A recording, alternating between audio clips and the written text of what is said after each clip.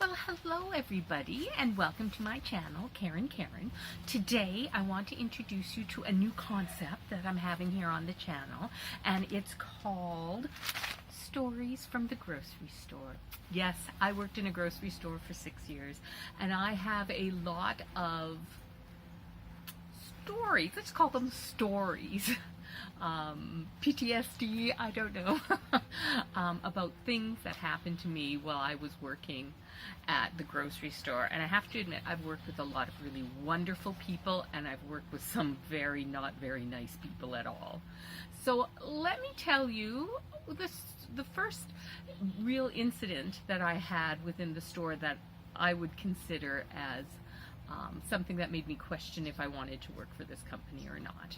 So I'm going to call him Mitt.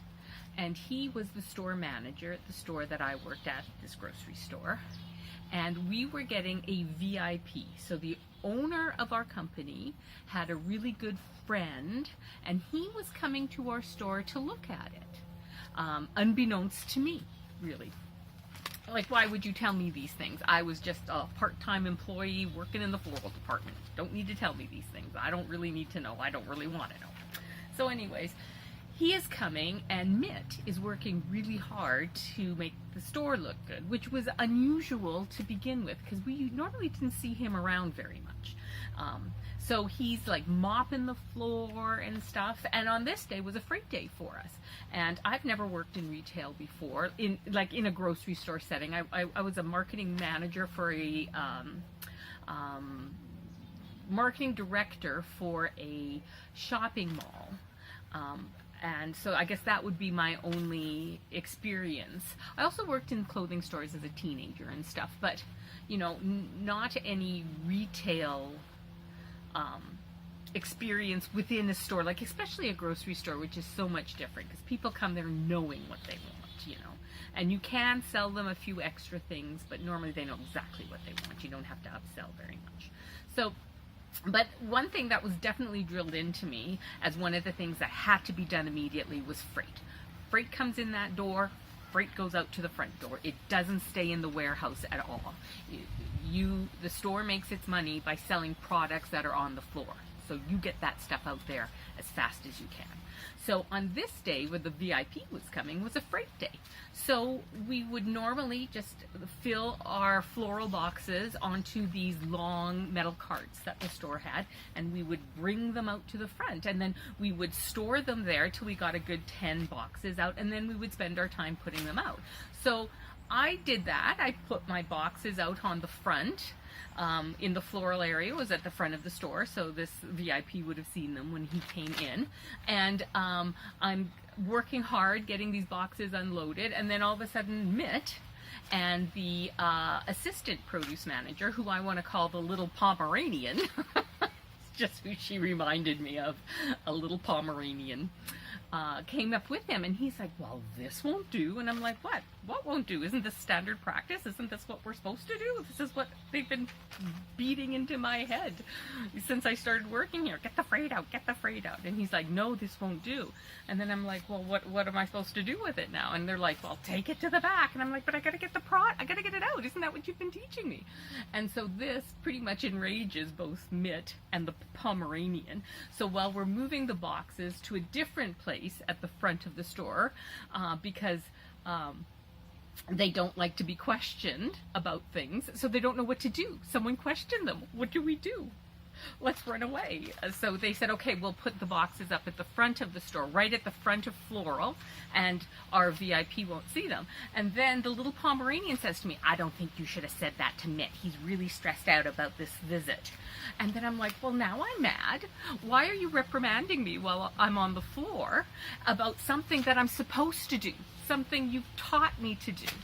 So, that didn't go over well. And then Mitt pulls me aside to have a little chat with me, and I'm like, well, why what's going on? And he's like, I'm living the dream. And I'm like, oh, you stupid fool. So that was it. I put the flowers out. The VIP comes. He says hello to Mitt, and then he goes to the prettiest girl in the store and talks to her for a couple of minutes, and then he leaves. He's there like less than 3 minutes. Honest to God. So I don't even know what the problem is. So the next day, I guess there was a big issue with Mitt and my produce manager. And he came up to me and said that if Mitt comes up to me and tells me to pull a load of flowers and pull it around the store for 8 hours a day, that's what I do, because he has that power over me. And I was like, yeah, I don't think so. If he made me do that, I would leave. And I'd report him to the union.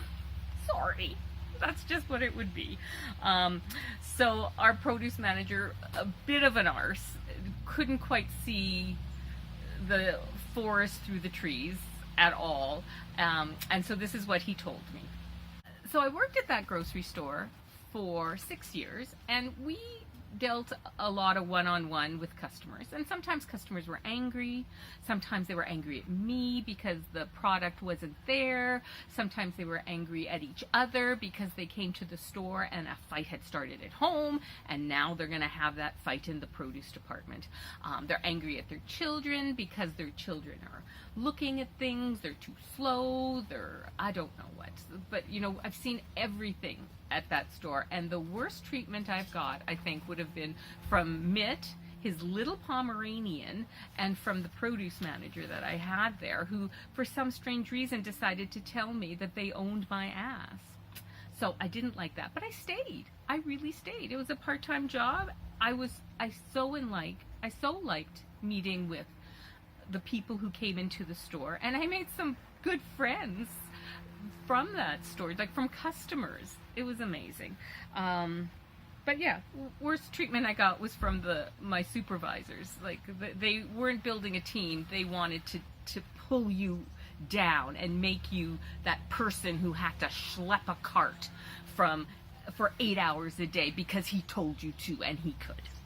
So that was just unbelievable. So they kind of held that against me for a long time.